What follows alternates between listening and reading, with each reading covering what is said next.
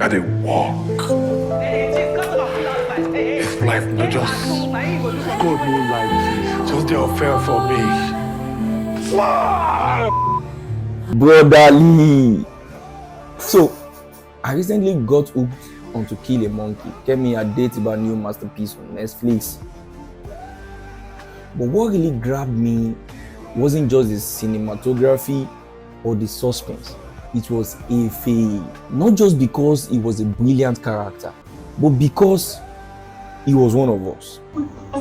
My name is Emily Edewo. I created a software that strengthens now discovered by AI's introduction, especially deep brain, used by fraudsters to bypass. Okay, make I finish now. Let me make I tell my market.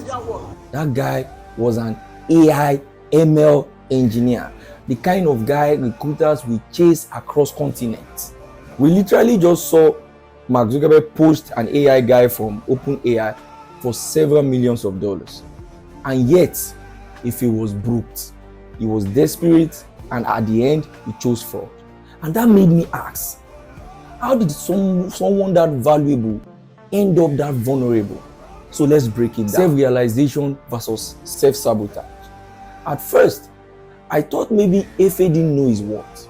But then that conversation with our boss happened, and Efe said with his full chest, I can make you more money. I can make you more money than you're making right now. I can make you millions of dollars. So clearly, he didn't know his craft. Efe clearly knew his worth. So why couldn't he build those tools for himself? Is it that he lacks self-belief when it comes to chasing his own success?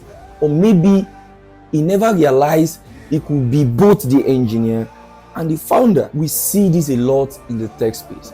Talented devs building for others, but never for themselves. Sometimes it is not that we lack this talent, it is that we never release it. We architect systems for others, but can't even build a minimum viable future for ourselves.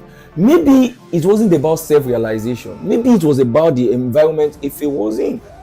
A fish can know it is a fish, but if it's stuck on land, it will still struggle. Efe might have had that skills, but maybe he didn't have the room to swim.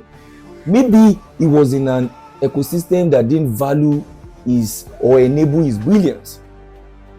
Think about how many brilliant engineers are stuck in low-paying jobs.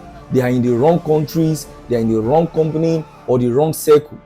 Opportunity is an oxygen. Without it, even genius will suffocate. You can be a top-tier engineer, but if you're surrounded by poverty, no network, no access, no infrastructure, your talent might just remain untapped. So yes, maybe Efe knew his worth, but the ecosystem he was in didn't. And that is the reality for many devs today. They are skilled, but they are still stuck. Maybe Efe wasn't trying to be evil. Maybe he was just trying to survive something beyond his capacity. We all love to give moral advice from a comfortable place. But remove that comfort, remove that your salary, remove that your support system, that your daily bread, and you will be surprised what the you in survival mode might even consider. You're locked up. Even the strongest mind can break when the pressure becomes too much. This doesn't excuse fraud, but it explains why some techies lose their way. You can be rich in skill and still face a storm you weren't built for. Let me talk about the scene that frustrated me the most. Efe was standing outside the gate of a multinational. He was there waiting for hours just to pitch his amazing idea to the CEO. And I was screaming inside, Efe, why is your $1 million idea still sitting inside your laptop? Why are you standing outside the gate when the internet has removed them?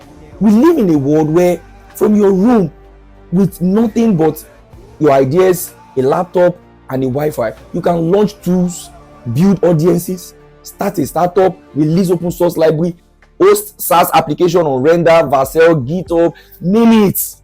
If he had the code, he had the brilliance, but that brilliance was offline, hidden in a folder on his hard drive. Maybe if he had opened it up, hosted it on GitHub, created a landing page, written a blog post about it, someone would have found him.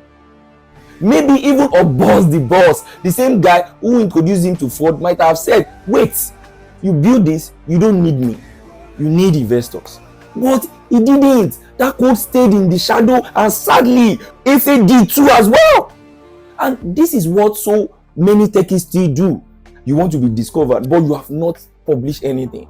You want impact, but you are waiting to be discovered, like we are still in 1995. We do say build in silence, but silence doesn't feed you. Visibility does. So if your code never sees the light of the day, your destiny might never either. So techies, stop hoarding your greatness. Visibility is oxygen to every developer. To every developer watching this, especially those that are feeling stuck, build that idea, ship your projects, document your journey, release what is sitting in your laptop. And if you're ever tempted by shortcuts, remember this: it is not the skill that saves you, it is what you do with it. Stay real, stay ethical, and please, brotherly, don't be an idiot.